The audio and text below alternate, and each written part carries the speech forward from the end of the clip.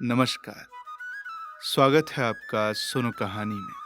आप सुन रहे हैं मुंशी प्रेमचंद जी के द्वारा लिखित उपन्यास कर्मभूमि और इसे आवाज दे रहे हैं मृत्युंजय मिश्रा। कहानी के पिछले भाग में हमने सुना कि अमरकांत को लड़का पैदा हुआ, वहीं दूसरी ओर मुन्नी को बरी कर दिया गया। साथ ही साथ हमने सुना कि मुन्नी से मिलने के लिए उसका पति भी आया था। पति से मुलाकात हो पाई या नहीं, ये जानने के लिए आपको पिछला भाग जरूर सुनना पड़ेगा।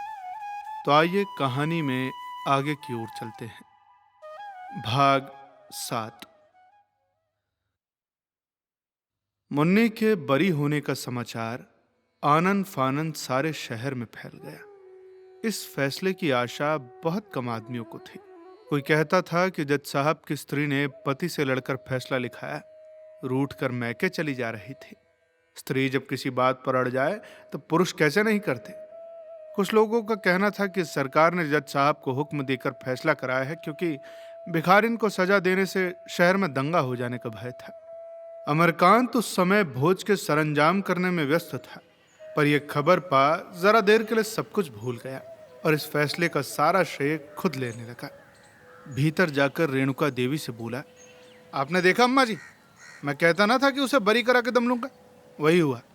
वकीलों और गवाहों के साथ कितनी माथापच्ची करनी पड़ी है ना कि मेरा दिल ही जानता है। बाहर आकर मित्रों से और सामने के दुकानदारों से भी उसने यही डींग मारी। एक मित्र ने कहा, लेकिन भाई औरत है बड़ी धुन की पक्की, शौहर के साथ न गई, बेचारा पैरों पड़ता रह गया। अमरकांत ने दार्शनिक विवेचना के भाव से कहा, जो काम खुद न देखो वही चौपट हो जाता है। मैं तो इधर फंस गया ना, उधर किसी से इतना भी ना हो सका कि उस औरत को समझाता। मैं होता तो मजाल थी कि वो यहाँ चली जाती। अगर मैं जानता कि ये हाल होगा तो सब काम छोड़कर जाता और उसे समझाता। मैंने तो समझा कि डॉक्टर साहब और 20 आदमी है, मेरे न रहने से ऐसा क्या घी का घड़ा लुढ़का जाता है। लेकिन वहाँ किसी को क्या परवाह, काम तो हो गया ना, काम हो या जहन्नुम में जाए। लाला समरकांत ने इधर नाच तमाशे और दावत में खूब दिल खोलकर खर्च किया।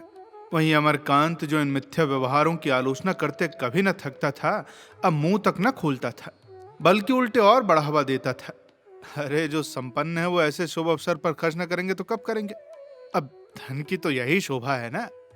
हाँ, घर ठठंक कर तमाशा न देखना चाहिए।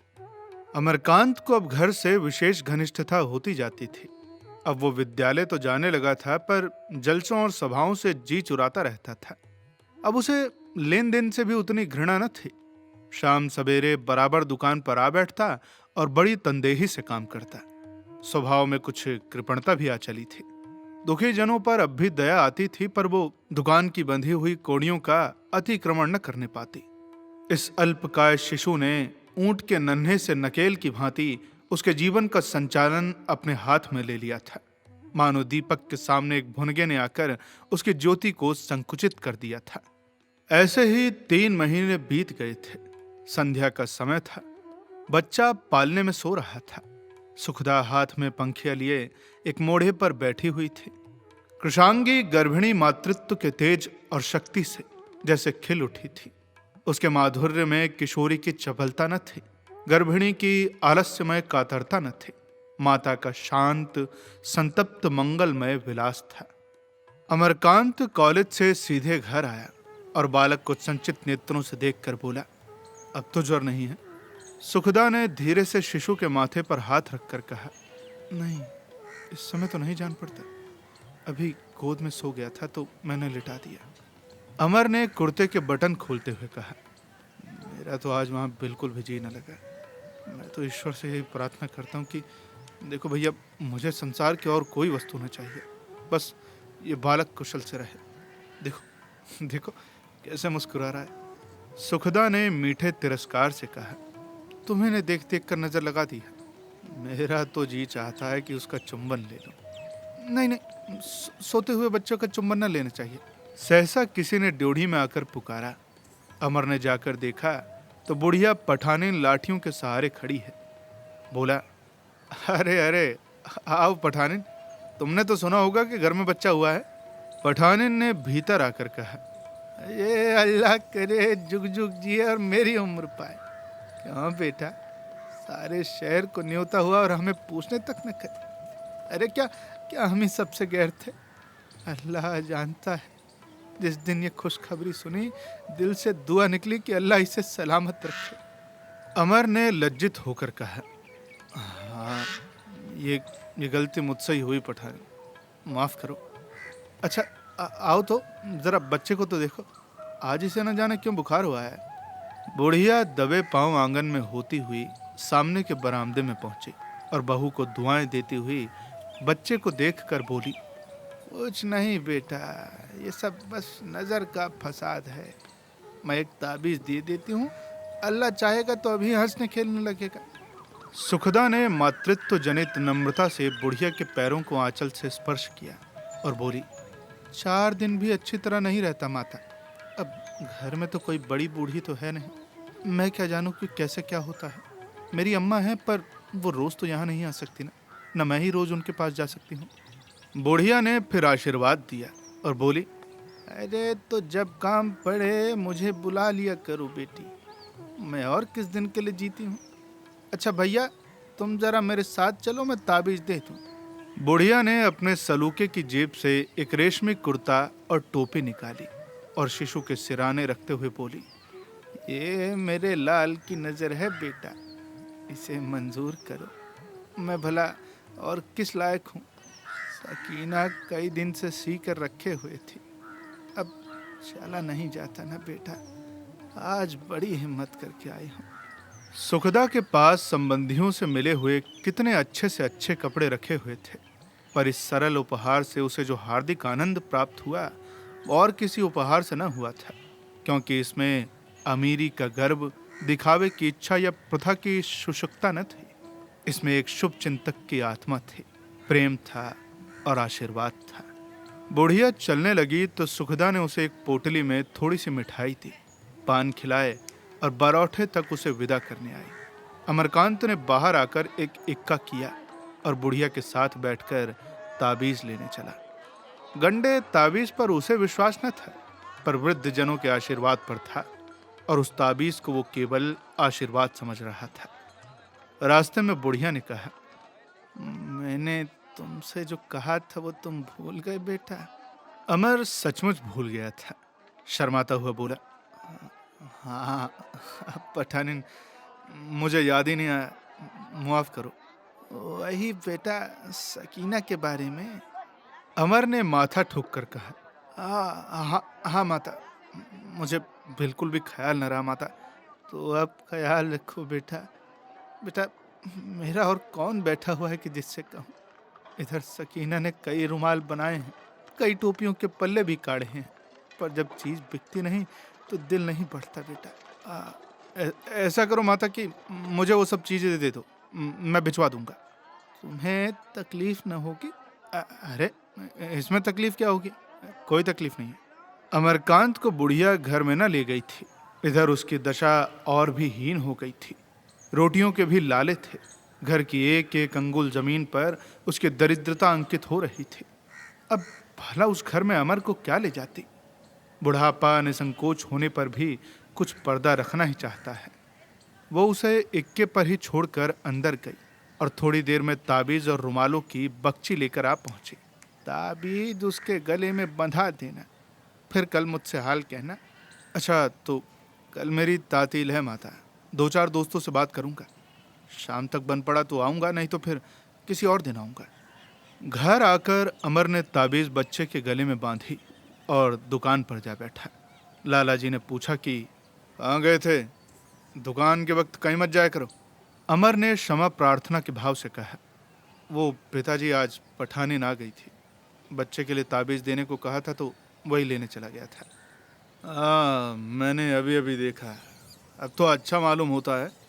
दुष्ट ने मेरी मूछें पकड़कर खींच ली थी, मैंने भी कसकर एक घूंसा जमाया बच्चे को। हाँ, खूब याद आई। अच्छा तुम बैठो, मैं ज़रा शास्त्री जी के पास से जन्म पत्र लेता हूँ, आज ही उन्होंने देने का वादा किया था। आओ बैठो। जब लाला जी चले गए तो अमर फिर घर में जा पहुँचा और बच्चे को गोद में लेकर बोला, क्यों जी, तुम हमारे बापू की मूंछ उखाड़ते हो? खबरदार तो फिर उनकी मूंछ छुई, दांत तोड़ दूंगा नहीं तो। बालक ने उसकी नाक पकड़ ली और उसे निगल जाने की चेष्टा करने लगा, जैसे कि हनुमान सूर्य को निगल रहे हों। सुखदा हंसकर बोली, पहले अपनी नाक बचाओ फिर बाप की मूंछ बचाना। तभी सलीम ने इतनी जोर से पुकारा कि सारा घर हिल उठा। अमरकांत, अरे ओए अमरकांत! अमरकांत ने बाहर आकर कहा, अरे यार गजब शैतान हो यार, ऐसे चिल्लाए कि मैं घबरा गया। किधर से आ रहे हो? अच्छा आओ कमरे में चले आओ। दोनों आदमी बगल वाले कमरे में गए। सलीम ने रात को एक गजल कही थी, वही सुनाने आया था। गजल कह लेने के बाद जब तक अमर को सुना न ले उसे चैन न आता था। अमर ने कहा, मगर मैं तारीफ न करूंगा, ये समझ लो। शर्त तो जब है कि जब तुम तारीफ न करना चाहो फिर भी करो। यही दुनिया उलगत में हुआ करता है होने तो। तुम्हें हंसना मुबारक हो, कोई रोता है सो रोने तो। अमर ने झूम कर कहा, भाई वाह, लाजवाब शेर है यार। भाई बनावट नहीं, दिल से कहता हूँ कि क्या क्या क्या कितनी कितनी मजबूरी है। वाह। सलीम ने दूसरा शेर पढ़ा, कसम ले लो जो शिकवा हो तुम्हारी बेवफाई का, किए को अपने रोता हूँ, मुझे जी भर के रोने दो। अरे यार बड़ा दर्दनाक शेर है यार, रोंगटे खड़े हो गए जैसे कोई अपनी बीती गा रहा हो। इस तरह सलीम ने पूरी गजल सुनाई और अमर ने झूम झूम कर सुनी। फिर बातें होने लगी। अमर ने पठानिन के रुमाल दिखाने शुरू किए। एक बुढ़िया रख गई है, गरीब औरत है, जी चाहे तो दो चार ले लो। सलीम ने रुमालों को देख कर कहा, भाई चीज तो अच्छी है यार, अच्छा लाओ एक दर्जन लेता जाऊं। भला बनाए किसने है? उसी बुढ़िया की एक पोती है, वो पठानिन है ना। अच्छा अच्छा, वही तो नहीं जो एक बार कचहरी में पगली के मुकदमे में गई थी। माशूक तो यार तुमने अच्छा छांटा। अमरकांत ने अपनी सफाई दी। अरे कसम ले लो जो मैंने उसकी तरफ देखा भी हो। अरे अरे मुझे कसम लेने की जरूरत नहीं है भैया, तुम्हें वो मुबारक हो। मैं कोई तुम्हारा रकीब वकीब नहीं बनना चाहता। अच्छा ये दर्जन रुमाल कितने के हैं ये बताओ, जो मुनासिब समझो दे दो यार। देखो भैया इसकी कीमत बनाने वाले के ऊपर मुनसर है। अगर ये हसीना ने बनाए हैं तो फिर रुमाल 5 रुपए, और अगर बुढ़िया या किसी और ने बनाए हैं तो फिर रुमाल 4 आने। अरे यार तुम मजाक करते हो, तुम्हें लेना मंजूर नहीं लगता है, रहने दो। अरे अरे पहले बताओ तो किसने बनाए हैं? हाँ वही सकीना ने ही बनाए हैं। अच्छा तो उसका नाम सकीना है। हाँ तो भैया फिर मैं रुमाल 5 रुपए दे दूंगा। शर्त तो बस ये है कि तुम मुझे उसका घर दिखा दो। हाँ हाँ शौक से, लेकिन अगर तुमने कोई शरारत की तो मैं समझ लो कि तुम्हारा जानी दुश्मन हो जाऊंगा। हाँ अगर हमदर्द बनकर चलना हो तो चलो, बल्कि मैं तो चाहता हूँ कि उसकी किसी भले आदमी से शादी हो जाए। है कोई तुम्हारी निगाह में ऐसा आदमी? बस यही समझ लो कि उसकी तकदीर खुल जाएगी भाई। मैंने ऐसी हयादार और सलीकेमंद लड़की नहीं देखी। मर्द को लुभाने के लिए औरत में जितनी बातें हो सकती हैं वो सब उसमें मौजूद है। सलीम ने मुस्कुरा कर कहा, भैया मालूम होता है कि तुम खुद उस पर रीत चुके हो। हुस्न में तो वो तुम्हारी बीवी के तलवों के बराबर भी नहीं है। अमरकांत ने आलोचक के भाव से कहा, भाई देखो औरत में रूप ही सबसे प्यारी चीज नहीं है। मैं तुमसे सच कहता हूँ कि अगर मेरी शादी न हुई होती और मजहब की रुकावट न होती तो मैं उससे शादी करके अपने को भाग्यवान समझता। अच्छा अच्छा ठीक है, लेकिन आखिर उसमें ऐसी क्या बात है जिस पर तुम इतने लट्टू हो?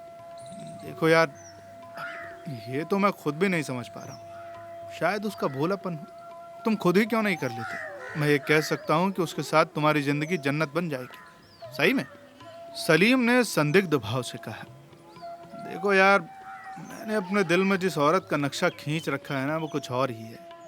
शायद वैसी औरत मेरी ख्याली दुनिया के बाहर कहीं होगी भी नहीं। खैर मेरी निगाह में कोई आदमी आएगा तो बताऊंगा। इस वक्त तो मैं ये रुमाल ले लेता हूँ। अब भला 5 रुपए से कम क्या ही दूं?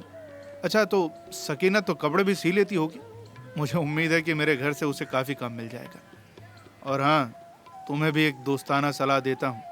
मैं तुमसे बदगुमानी नहीं रखता, लेकिन वहाँ बहुत दो रत्ती न रखना, नहीं तो बदनाम हो जाओगे दोस्त। अब तुम चाहे कम बदनाम हो, लेकिन उस गरीब की तो ज़िंदगी ही खराब हो जाएगी। और फिर ऐसे भले आदमियों की कमी भी नहीं है जो इस मामले को मजहबी रंग देकर तुम्हारे पीछे पड़ जाएंगे। उसकी मदद तो कोई करेगा नहीं तुम्हारे ऊपर उंगली उठाने वाले बहुत निकल आएंगे, समझे ना। अमरकांत में उद्दंडता न थी, पर इस समय वो झल्ला कर बोला, ऐसा है, मुझे ऐसे कमीने आदमियों की परवाह नहीं है, अपना दिल साफ रहे तो किसी बात का गम नहीं। सलीम ने जरा भी बुरा न मान कर कहा, अरे यार, जरूरत से सीधे हो यार, खौफ यही है कि किसी आफत में न फंस जाओ। दूसरे दिन अमरकांत ने दुकान बढ़ाकर जेब में 5 रुपए रखे, पठानिन के घर पहुंचा और आवाज दी। वो सोच रहा था कि सकीना रुपए पाकर कितनी खुश होगी। अंदर से आवाज आई, कौन है? अमरकांत ने अपना नाम बताया। जी, अमरकांत। द्वार तुरंत खुल गए और अमरकांत ने अंदर कदम रखा, पर देखा तो चारों तरफ अंधेरा था। पूछा, आज दिया नहीं जलाया अम्मा? सकीना बोली, वो अम्मा तो एक जगह सिलाई का काम लेने गई हैं। तो फिर अंधेरा क्यों है, चिराग में तेल नहीं है क्या? सकीना धीरे से बोली, जी तेल तो है। फिर दिया क्यों नहीं जलाती? दिए सलाई नहीं है क्या? नहीं नहीं, दिए सलाई भी है। तो फिर चिराग जलाओ ना। अच्छा, ये कल जो रुमाल ले गया था वो 5 रुपए में बिक गए हैं, ये रुपए ले लो और चटपट चिराग जलाओ। सकीना ने कोई जवाब न दिया। उसके सिसकियों की आवाज सुनाई थी। अमर ने चौंक कर पूछा, क्या बात है सकीना, तुम रो क्यों रही हो? सकीना ने सिसकते हुए कहा, कुछ नहीं, आप जाइए, मैं अम्मा को रुपए दे दूंगी। अमर ने व्याकुलता से कहा, जब तक तुम बता ना दो कि मैं न जाऊंगा। तेल ना हो तो मैं ला देता हूँ, दिए सलाई ना हो तो बताओ, मैं वो भी ला दूंगा। अच्छा, कल एक लैंप लेता आऊँगा। कुप्पी के सामने बैठकर काम करने से आंखें खराब हो जाती हैं। अब भरा घर के आदमी से क्या पड़ता, मैं अगर तुम्हें गैर समझता तो इस तरह बार बार क्यों आता? सकीना सामने के साइबान में जाकर बोली, वो असल में मेरे कपड़े गीले हैं, आपकी आवाज़ सुनकर मैंने चिराग बुझा दिया। तो गीले कपड़े क्यों पहन रखे हैं? वो कपड़े मैले हो गए थे, साबुन लगा कर रख दिए थे, पर अब और कुछ न पूछे, कोई दूसरा होता तो मैं किवाड़ तक न खोलती। अमरकांत का कलेजा महसूस उठा। इतनी घोर दरिद्रता कि पहनने को कपड़े तक नहीं। अब उसे ज्ञात हुआ कि कल पठानिन ने रेशमी कुर्ता और टोपी उपहार में दे दी थी। उसके लिए कितना त्याग किया था। 2 रुपए से कम क्या ही खर्च हुए होंगे। 2 रुपए में तो 2 पजामे बन सकते थे। इन गरीब प्राणियों में कितनी उदारता है। जिसे ये अपना धर्म समझते हैं, उसके लिए कितना कष्ट झेलने को तैयार रहते हैं। उसने सकीना से कांपते स्वर में कहा, अच्छा तुम चिराग जला लो, मैं जरा अभी आता हूँ। गोवर्धन सराय से चौक तक वो हवा के वेग से गया, पर बाजार बंद हो चुका था। अब क्या करे? सकीना अभी तक गीले कपड़े पहने बैठी होगी। आज इन सब ने इतनी जल्दी दुकान क्यों बंद कर दी? वो यहाँ से उसी वेग के साथ घर पहुंचा। सुखदा के पास 50 साड़ियां हैं, कई मामूली भी हैं। क्या वो उनमें से साड़ियां न दे देगी? मगर वो पूछेगी तो क्या करोगे? क्या जवाब दोगे? साफ साफ कहने से तो वो शायद संदेह करने लगे। नहीं, इस वक्त सफाई देने का अवसर न था। सकीना गीले कपड़े पहने उसकी प्रतीक्षा कर रही होगी। सुखदा नीचे थी। वो चुपके से ऊपर चला गया, गठरी खोली और उसमें से 4 साड़ियां निकालकर दबे पांव चल दिया। सुखदा ने पूछा, अरे अब कहाँ जा रहे हो? भोजन क्यों नहीं कर लेते? अमर ने बरौठे से जवाब दिया, अभी आता हूँ। कुछ दूर जाने पर उसने सोचा कि कल कहीं सुखदा ने अपनी गठरी खोली और साड़ियां न मिली तो बड़ी मुश्किल पड़ेगी, नौकरों के सिर जाएगी। क्या उस वक्त ये कहने का साहस रखता था कि वो साड़ियां मैंने गरीब औरत को दे दी हैं? नहीं, वो ये नहीं कह सकता। तो साड़ियां ले जाकर रख दे फिर। मगर लेकिन सकीना गीले कपड़े पहने बैठी होगी। फिर ख्याल आया कि सकीना इन साड़ियों को पाकर कितनी प्रसन्न होगी। इस ख्याल ने उसे उन्मत्त कर दिया। वो जल्दी जल्दी कदम बढ़ाता हुआ सकीना के घर जा पहुंचा। सकीना ने उसकी आवाज सुनते ही द्वार खोल दिया। चिराग जल रहा था। सकीना ने इतनी देर में आग जलाकर कपड़े सुखा लिए थे और कुर्ता पजामा पहने ओढ़नी ओढ़े खड़ी थी। अमर ने साड़ियां खाट पर रख दी और बोला, बाजार में तो न मिली, घर जाना पड़ा। हमदर्दों से पर्दा न रखना चाहिए। सकीना ने साड़ियों को लेकर देखा और सकुचाती हुई बोली, बाबूजी, आप नाहक साड़ियाँ लाए। अम्मा देखेंगे तो जल उठेंगे, फिर शायद आपका यहाँ आना मुश्किल हो जाए। आपकी शराफत और हमदर्दी की जितनी तारीफ अम्मा करती थी, उससे कहीं ज़्यादा पाया। और हाँ, आप यहाँ ज़्यादा आया भी न करें, नहीं तो खामखा लोगों को शुबा होगा। मेरी वजह से आपके ऊपर कोई शुबा करे, ये मैं नहीं चाहती। आवाज़ कितनी मीठी थी, भाव में कितनी नम्रता, कितना विश्वास, पर उसमें वो हर्ष न था जिसकी अमर ने कल्पना की थी। अगर बुढ़िया इस सरल स्नेह को संदेह की दृष्टि से देखे तो निश्चय ही उसका आना जाना बंद हो जाएगा। उसने अपने मन को टटोल कर देखा, उस प्रकार के संदेह का कोई कारण नहीं है। उसका मन स्वच्छ था, वहां किसी प्रकार की कुत्सिल भावना न थी। फिर भी सकीना से मिलना बंद हो जाने की संभावना उसके लिए असह्य थी। उसका शासित दलित पुरुषत्व यहाँ अपने प्राकृतिक रूप में प्रकट हो सकता था। सुखदा की प्रतिभा, प्रगल्भता और स्वतंत्रता जैसे उसके सिर पर सवार रहती थी। वो उसके सामने अपने को दबाए रखने पर मजबूर था। आत्मा में जो एक प्रकार के विकार और व्यक्तिकरण की आकांक्षा होती है, वो अपूर्ण रहती थी। सुखदा उसे पराभूत कर देती थी, लेकिन सकीना उसे गौरवान्वित करती थी। सुखदा उसका दफ्तर थी और सकीना घर। वहां वो दास था और यहाँ स्वामी।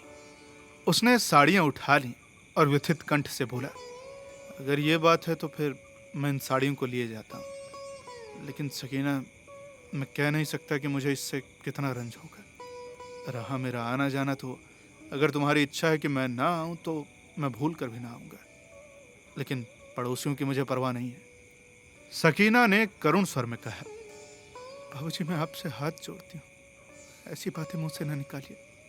जब से आप आने जाने लगे हैं, मेरे लिए तो दुनिया ही कुछ और हो गई है। मैं अपने दिल में एक ऐसी ताकत, ऐसी उमंग पाती हूँ जिससे एक तरह का नशा कह सकती हूँ। लेकिन बदकोई से तो डरना ही पड़ता है ना। अमर ने उन्मत्ता होकर कहा, मैं बदगोई से नहीं डरता सकीना, मैं रत्ती भर भी नहीं डरता। लेकिन एक ही पल में वो समझ गया कि मैं बहका जाता हूँ। बोला, मगर तुम ठीक कहती हो, दुनिया और चाहे कुछ न करे, लेकिन बदनाम तो कर ही सकती है ना। दोनों 1 मिनट शांत बैठे रहे। तब अमर ने कहा, अच्छा, और रुमाल बना लेना, हालांकि कपड़ों का भी प्रबंध हो रहा है। अच्छा, तो अब मैं चलूंगा, लाओ साड़ियाँ लेते जाओ। सकीना ने अमर की मुद्रा देखी। मालूम होता था कि रोना ही चाहता है। उसके जी में आया कि साड़ियाँ उठाकर छाती से लगा ले, पर संयम ने हाथ न उठाने दिया। अमर ने खुद ही साड़ियाँ उठा ली और लड़खड़ाता हुआ द्वार से निकल गया, मानो ऐसे कि अब गिरा, अब गिरा। अमरकांत का मन फिर घर से उचाट होने लगा। सकीना उसकी आंखों में बसी हुई थी। सकीना के शब्द उसके कानों में गूंज रहे थे, जब से आप आने जाने लगे हैं, मेरे लिए तो दुनिया ही कुछ और हो गई है। मैं अपने दिल में एक ऐसी ताकत, ऐसी उमंग पाती हूँ जिससे एक तरह का नशा कह सकती हूँ। इन शब्दों में उसकी पुरुष कल्पना की ऐसी आनंदप्रद उत्तेजना मिलती थी कि वो अपने को भूल जाता था। फिर दुकान से उसकी रुचि घटने लगी। रमणी की नम्रता और सल्लज्ज अनुरोध का स्वाद पा जाने के बाद अब सुखदा की प्रतिभा और गरिमा उसे बोझ से लगती थी। वो हरे भरे पत्तों में रूखी सूखी सामग्री थी। यहाँ सोने चांदी के थालों में नाना व्यंजन सजे हुए थे। वहाँ सरल स्नेह था तो यहाँ गर्व का दिखावा था। वहाँ सरल स्नेह का प्रसाद उसे अपनी ओर खींचता था तो यह अमीरी ठाठ अपनी ओर से हटाता था। बचपन में ही वो माता के स्नेह से वंचित हो गया था। जीवन के 15 साल उसने शुष्क शासन में काटे। कभी माँ डांटती तो कभी बाप बिगड़ता। केवल नैना की कोमलता उसके भग्न हृदय पर फाफा रखती रहती थी। जब सुखदा भी आई तो वही शासन और गरिमा लेकर। स्नेह का प्रसाद उसे यहां भी न मिला। वो चीरकाल की स्नेह तृष्णा किसी प्यासे पक्षी की भांति जो कुछ सरोवरों के सूखे तट से निराश लौट आया हो। स्नेह की ये शीतल छाया देखकर विश्राम और तृप्ति के लोभ से उसकी शरण में आई। यहाँ शीतल छाया ही न थी, जल भी था। पक्षी यहीं रम जाए तो कोई आश्चर्य है। उस दिन सकीना की घोर दरिद्रता देखकर वो आहत हो उठा था। वो विद्रोह जो कुछ दिनों से उसके मन में शांत हो गया था, फिर दूने वेग से उठा। वो धर्म के पीछे लाठी लेकर दौड़ने लगा। धन के बंधन का उसे बचपन ही से अनुभव होता आया था। धर्म का बंधन उससे कहीं कठोर, कहीं असह्य, कहीं निरर्थक था। धर्म का काम संसार में मेल और एकता पैदा करना होना चाहिए। यहाँ तो धर्म ने विभिन्नता और द्वेष पैदा कर दिया है। क्यों खान पान में, रस्म रिवाज में धर्म अपनी टांगे अड़ाता है। मैं चोरी करूं, खून करूं, धोखा दूं, धर्म मुझे अलग नहीं कर सकता। अछूत के हाथ से पानी पी लूं, धर्म छूमंतर हो गया। अच्छा धर्म है, हम धर्म के बाहर किसी से आत्मा का संबंध भी नहीं कर सकते। आत्मा को भी धर्म ने बांध रखा है और प्रेम को भी जकड़ रखा है। यह धर्म नहीं, धर्म का कलंक है। अमरकांत इसी उधेड़ बुन में पड़ा रहता। बुढ़िया हर महीने और कभी कभी महीने में 2-3 बार रुमालों की पोटलियां बनाकर लाती और अमर उसे मुंह मांगे दाम देकर लेता। रेणुका उसको जेब खर्च के लिए जो भी रुपए देती, वो सब के सब रुमालों में जाते। सलीम का भी व्यवसाय में साझा था। उसके मित्रों में ऐसा कोई न था जिसने 1-8 दर्जन रुमाल न लिए हो। सलीम के घर से सिलाई का काम भी मिल जाता। बुढ़िया का सुखदा और रेणुका से भी परिचय हो गया था। चिकन की साड़ियां और चादरें बनाने का काम भी मिलने लगा। लेकिन उस दिन से अमर बुढ़िया के घर न गया। कई बार वो मजबूत इरादा करके चला, पर आधे रास्ते से लौट आया। विद्यालय में एक बार धर्म पर विवाद हुआ। अमर ने उस अवसर पर जो भाषण किया, उसने सारे शहर में धूम मचा दी। वो अब क्रांति ही में देश का उद्धार समझता था। ऐसी क्रांति में जो सर्वव्यापक हो, जो जीवन के मिथ्या आदर्शों का, झूठे सिद्धांतों का, परिपाटियों का अंत कर दे, जो एक नए युग की प्रवर्तक हो, जो एक नए सृष्टि खड़ी कर दे, जो मिट्टी के असंख्य देवताओं को तोड़ फोड़ कर चकनाचूर कर दे, जो मनुष्य को धन और धर्म के आधार पर टिकने वाले राज्य के पंजे से मुक्त कर दे। उसके एक एक अणु से क्रांति क्रांति की सदा निकलती रहती थी। लेकिन उदार हिंदू समाज उस वक्त तक किसी से नहीं बोलता जब तक उसके लोकाचार पर खुल्लम खुल्ला आघात न हो। कोई क्रांति नहीं, क्रांति के बाबा का ही उपदेश क्यों न करे, उसे परवाह नहीं होती। लेकिन उपदेश की सीमा के बाहर व्यवहार क्षेत्र में किसी ने पांव भी निकाला और समाज ने उसकी गर्दन पकड़ी। अमर की क्रांति अभी व्याख्यानों और लेखों तक ही सीमित थी। डिग्री की परीक्षा समाप्त होते ही यह व्यवहार क्षेत्र में उतरना चाहता था। पर अभी परीक्षा को 1 महीना बाकी ही था कि एक ऐसी घटना हुई जिसने उसे मैदान में आने पर मजबूर कर दिया। ये था सकीना की शादी। एक दिन संध्या समय अमरकांत दुकान पर बैठा हुआ था कि बुढ़िया सुखदा की चिकन की साड़ी लेकर आई और अमर से बोली, बेटा, अल्लाह के फजल से सकीना की शादी ठीक हो गई है। 8वीं को निकाह हो जाएगा। और तो और मैंने सामान जमा कर लिया है, पर कुछ रुपयों की मदद करना बेटा। अमर की नाड़ियों में जैसे रक्त न था। हकलाकर बोला, सकीना की शादी? ऐसी क्या जल्दी थी? क्या करती बेटा, गुजर तो नहीं होती। फिर जवान लड़की बदनामी भी तो है। सकीना भी राजी है, बुढ़िया ने सरल भाव में कहा। अरे बेटा, लड़कियां कहीं अपने मुंह से कुछ कहती है? वो तो नहीं नहीं किए जाती है।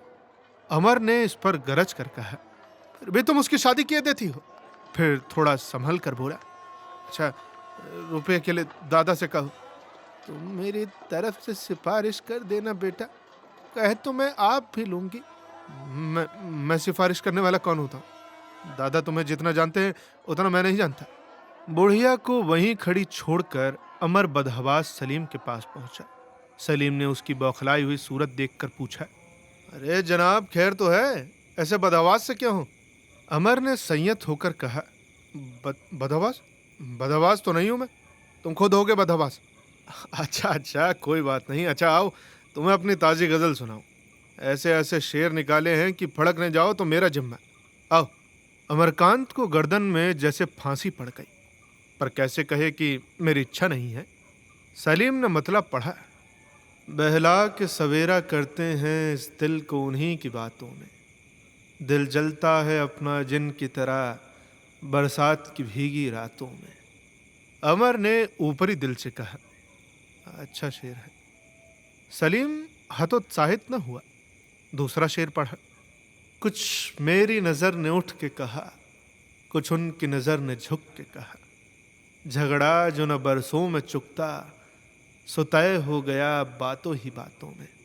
अमर झूम उठा। अरे यार खूब कहा है भाई, वाह वाह वाह, लाओ यार तुम्हारी कलम चूम लो। सलीम ने तीसरा शेर सुनाया।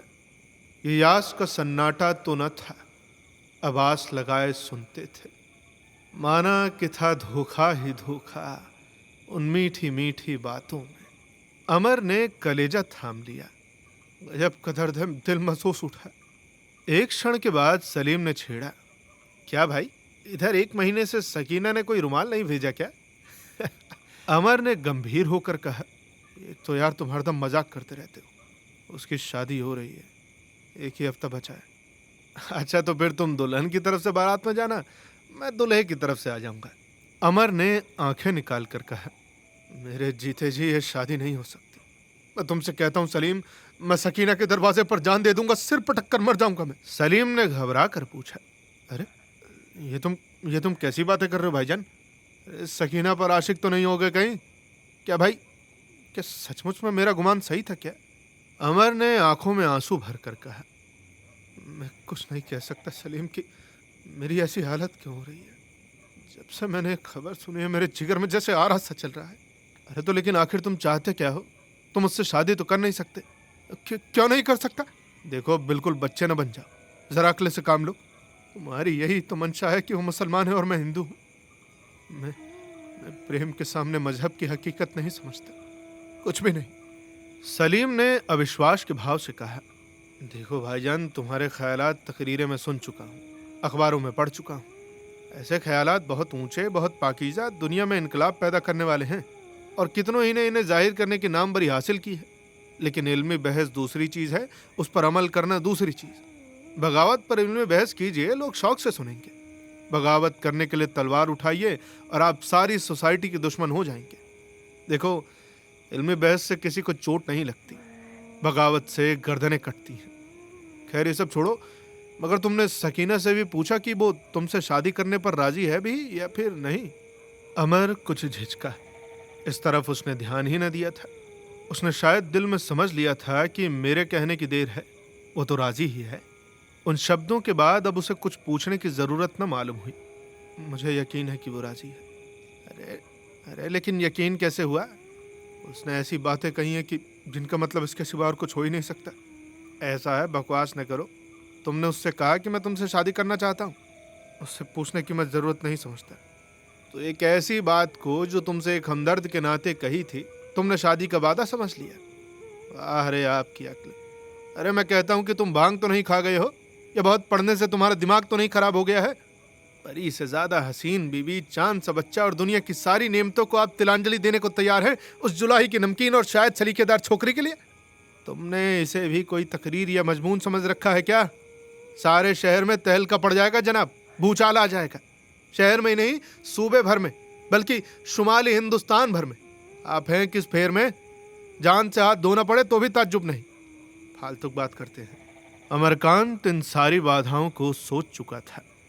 इनसे वो जरा भी विचलित न हुआ, और अगर इसके लिए उसे समाज दंड देता है तो उसे परवाह नहीं। वो अपने हक के लिए मर जाना इससे कहीं अच्छा समझता है कि उसे छोड़कर कायरों की जिंदगी काटे। समाज उसकी जिंदगी को तबाह करने का कोई हक नहीं रखता। बोला, मैं सब जानता हूँ सलीम, लेकिन मैं अपनी आत्मा को समाज का गुलाम नहीं बनाना चाहता। नतीजा जो कुछ भी हो उसके लिए मैं तैयार हूँ। ये मामला मेरे और सकीना के दरमियान है। सोसाइटी को हमारे बीच में दखल देने का कोई हक नहीं। सलीम ने संदिग्ध भाव से सिर हिलाकर कहा, देखो भाई, सकीना कभी मंजूर न करेगी अगर उसे तुमसे मोहब्बत है। हाँ, अगर वो तुम्हारी मोहब्बत का तमाशा देखना चाहती है तो वो शायद मंजूर कर ले। मगर मैं पूछता हूँ कि उसमें क्या खूबी है जिसके लिए तुम खुद इतनी बड़ी कुर्बानी करने और कई जिंदगियों को खाक में मिलाने पर आमादा हो? अमर को ये बात अप्रिय लगी। मुंह सिकोड़ कर बोला, ऐसा है, मैं कोई कुर्बानी नहीं कर रहा हूँ, और ना ही मैं किसी की जिंदगी को खाक में मिला रहा हूँ। मैं तो सिर्फ उस रास्ते पर जा रहा जिधर मेरी आत्मा मुझे ले जा रही है। मैं किसी रिश्ते या दौलत को अपनी आत्मा के गले की जंजीर नहीं बना सकता। मैं उन आदमियों में नहीं हूँ जो कि अपनी ज़िंदगी को जंजीरों की ही ज़िंदगी समझते हैं। मैं ज़िंदगी की आरज़ुओं को ज़िंदगी नहीं समझता हूँ। मुझे ज़िंदा रहने के लिए एक ऐसे दिल की ज़रूरत है जिसमें आरज़ुओं, दर्द हों, त्याग हो, सौदा हो, जो मेरे साथ रो सकता हो, मेरे साथ जल सकता हो। महसूस करता हूँ कि मेरी ज़िंदगी पर रोज़ बरोज़ जंग लगता जा रहा है। इन चंद सालों में मेरा कितना रूहानी जवाल हुआ, इसे मैं ही समझता हूँ। मैं जंजीरों में जकड़ा जा रहा हूँ। सकीना, बस सकीना ही है जो मुझे आज़ाद कर सकती है। उसी के साथ ही मैं रूहानी बुलंदियों पर उड़ सकता हूँ, उसी के साथ मैं अपने को पा सकता हूँ। तुम कहते हो कि पहले उससे पूछ लो। तुम्हारा ख्याल है कि वो कभी मंजूर न करेगी, पर मुझे यकीन है मोहलत जैसी अनमोल चीज पाकर कोई उसे रद्द नहीं कर सकता। सलीम ने पूछा, भाईजान अगर वो कहे कि मुसलमान हो जाओ तो? वो ये नहीं कह सकती। मान लो कि कहे तो मैं उसी वक्त एक मौलवी को बुलाकर कलमा पढ़ लूंगा। मुझे इस्लाम में ऐसी कोई बात नजर नहीं आती जिसे मेरी आत्मा स्वीकार न करती हो। धर्म तत्व सब एक है। हजरत मोहम्मद खुदा को रसूल मानने में मुझे कोई आपत्ति नहीं। जिस सेवा, त्याग, दया, आत्मशुद्धि पर हिंदू धर्म की बुनियाद कायम है, इसी पर इस्लाम की बुनियाद भी कायम है। इस्लाम मुझे बुद्ध और कृष्ण और राम की ताजीम करने से नहीं रोकता। मैं इस वक्त अपनी इच्छा से हिंदू नहीं हूँ, बल्कि इसलिए कि हिंदू घर में पैदा हुआ हूँ। तब भी मैं अपनी इच्छा से मुसलमान न हूँगा, बल्कि इसलिए कि सकीना की मर्जी है। मेरा अपना ईमान यह है कि मजहब आत्मा के लिए बंधन है। मेरी अक्स से जिसे कबूल करे वही मेरा मजहब है, बाकी सब खुराफात। सलीम इस जवाब के लिए तैयार न था। इस जवाब ने उसे निशस्त्र कर दिया। ऐसे मनोद्गारों ने उसके अंतःकरण को कभी स्पर्श न किया था। प्रेम को वो वासना मात्र समझता था। उस जरा से उद्गार को इतना बृहद रूप देना, उसके लिए इतनी कुर्बानियां करना, सारी दुनिया में बदनाम होना और चारों ओर एक तहलका मचा देना, उसे पागलपन मालूम होता था।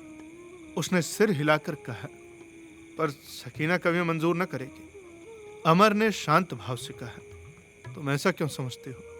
इसलिए कि अगर उसे जरा भी अक्स है तो वो एक खानदान को कभी तबाह न करेगी। इसके तो ये माने हैं कि उसे मेरे खानदान की मोहब्बत मुझसे ज्यादा है। फिर मेरी समझ में नहीं आता कि मेरा खानदान क्यों तबाह हो जाएगा।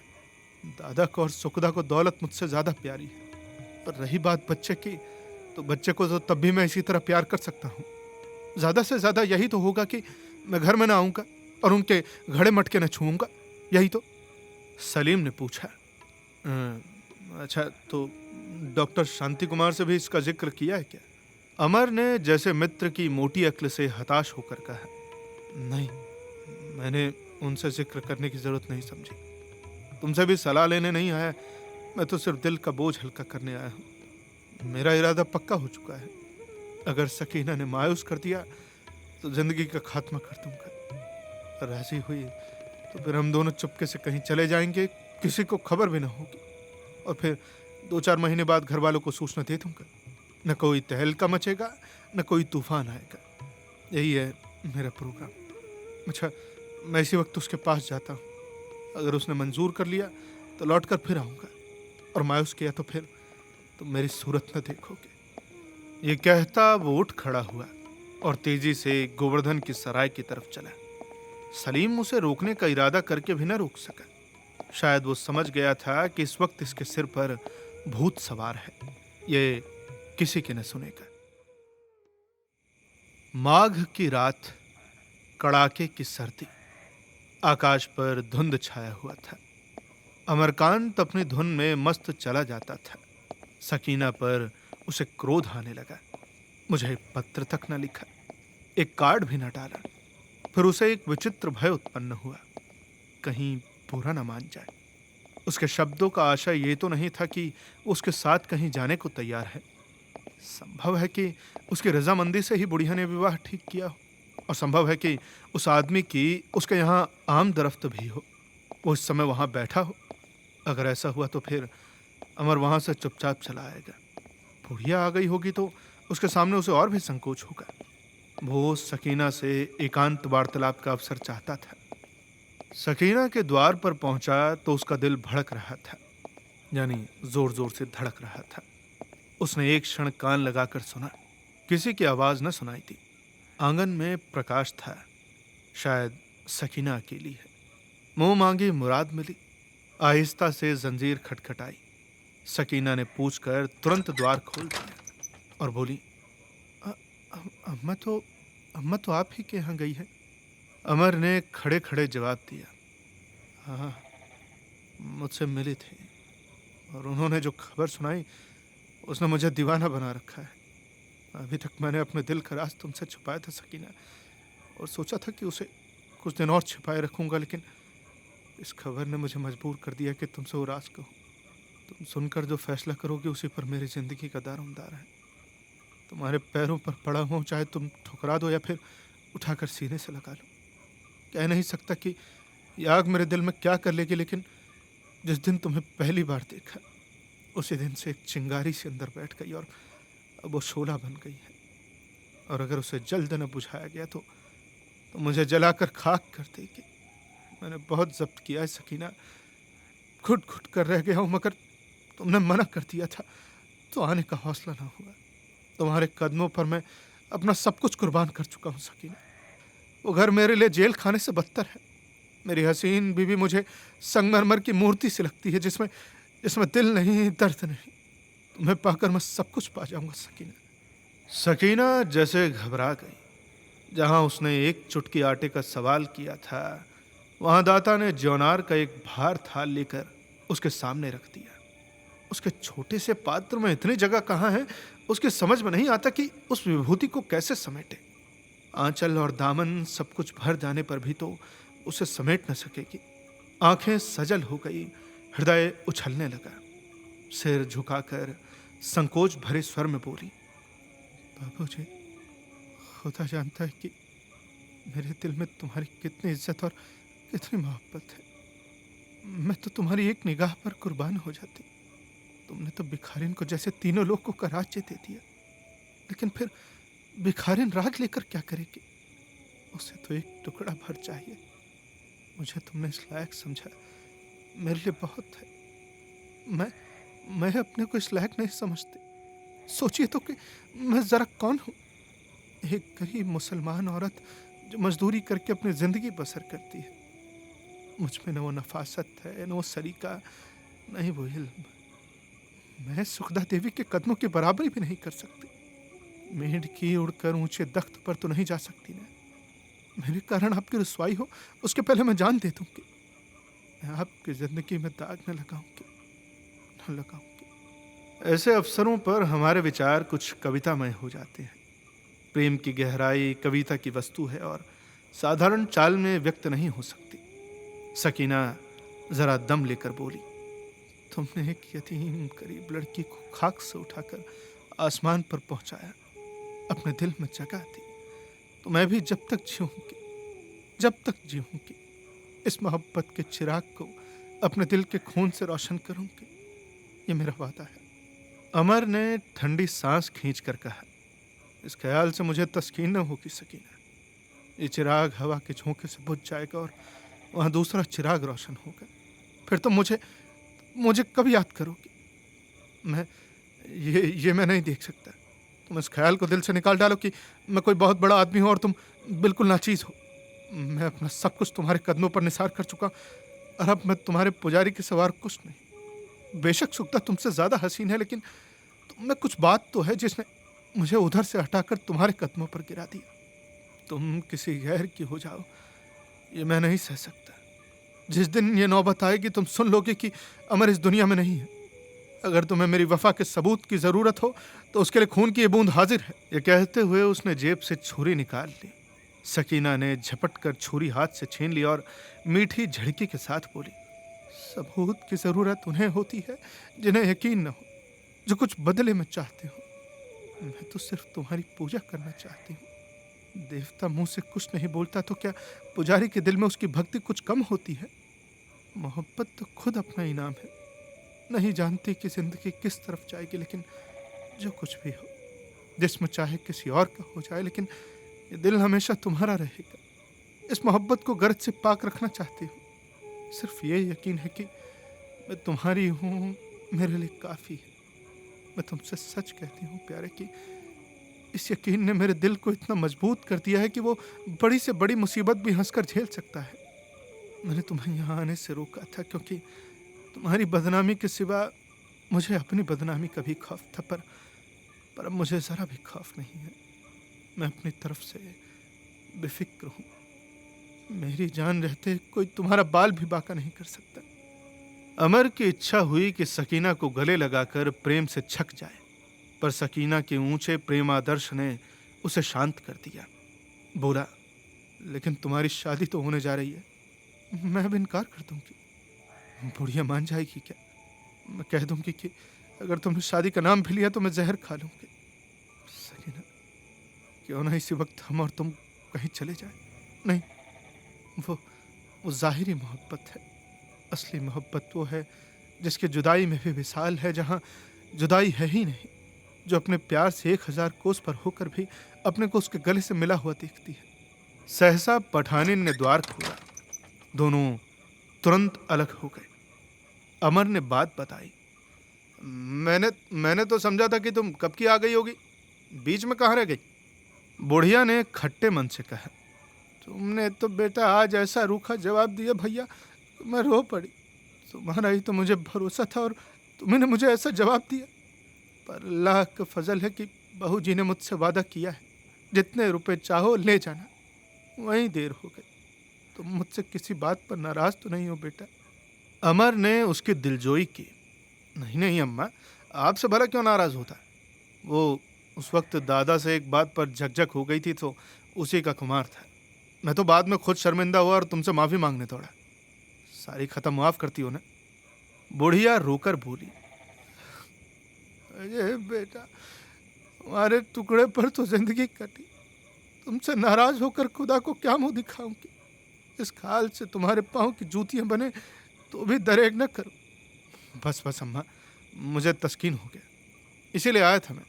अमर द्वार पर पहुंचा तो सकीना ने द्वार बंद करते हुए कहा, कल जरूर आना। अमर पर गैलन का नशा चढ़ गया। जरूर आऊंगा। मैं तुम्हारी राह देखती रहूंगी। कोई चीज़ तुम्हारी नज़र करूं तो नाराज तो ना होगी ना? दिल से बढ़कर भी कोई नज़र हो सकती है क्या? अब भला नज़र के साथ कुछ शीरीनी भी होनी ज़रूरी है ना? तुम जो कुछ तो उसे राखों पर। अमर इस तरह अकड़ा हुआ जा रहा था गोया दुनिया की बादशाही पा गया है। सकीना ने द्वार बंद करके दादी से कहा, तुम नाह की दौड़ धूप कर रही हो अम्मा, मैं कोई शादी वादी न करूँगी। अरे तो क्या यूं ही बैठी रहेगी? हाँ, जब मेरी मर्जी होगी तो मैं कर लूँगी। अरे तो क्या मैं हमेशा बैठी रहूँगी रे? और नहीं तो क्या, जब तक मेरी शादी न हो जाएगी आप बैठी रहेंगी। देख, हाँ हंसी मत कर, मैं सब इंतज़ाम कर चुकी हूँ। नहीं अम्मा, मैं शादी वादी न करूँगी, और मुझे दिक करोगी तो मैं जहर खा लूँगी। शादी के ख्याल से ही मेरी रूह फना हो जाती है। ये तुझे क्या हो गया सकीना? मैं शादी नहीं करना चाहती, बस जब तक कोई ऐसा आदमी न हो जिसके साथ मुझे आराम से जिंदगी बसर होने का इत्मीनान हो। मैं ये दर्द से नहीं लेना चाहती। तुम मुझे ऐसे घर में डालने जा रही हो जहाँ मेरी जिंदगी तल्ख हो जाएगी। शादी की मंशा ये नहीं कि आदमी को रो रो कर दिन काटने पड़े। पठानी ने अंगीठी के सामने बैठकर सिर पर हाथ रख लिया और सोचने लगी कि लड़की कितनी बेशर्म है। सकीना बाजरे की रोटियां मसूर की दाल के साथ खाकर टूटी खाट पर लेटी और पुराने फटे हुए लिहाफ में सर्दी के मारे पांव सिकोड़ लिए, पर उसका हृदय आनंद से परिपूर्ण था। आज उसे जो विभूति मिली थी उसके सामने संसार की संपदा भी तुच्छ थी, नगण्य थी। अब कहानी में आगे क्या होता है ये जानने के लिए आपको इंतजार करना पड़ेगा कहानी के अगले भाग का। आपको ये कहानी कैसी लग रही है हमें कमेंट बॉक्स में बताना न भूलें। जल्द ही मिलेंगे आपसे कहानी के अगले भाग के साथ। तब तक के लिए सुनते रहिए सुनो कहानी की अन्य कहानियाँ और अपना ख्याल रखिए। धन्यवाद।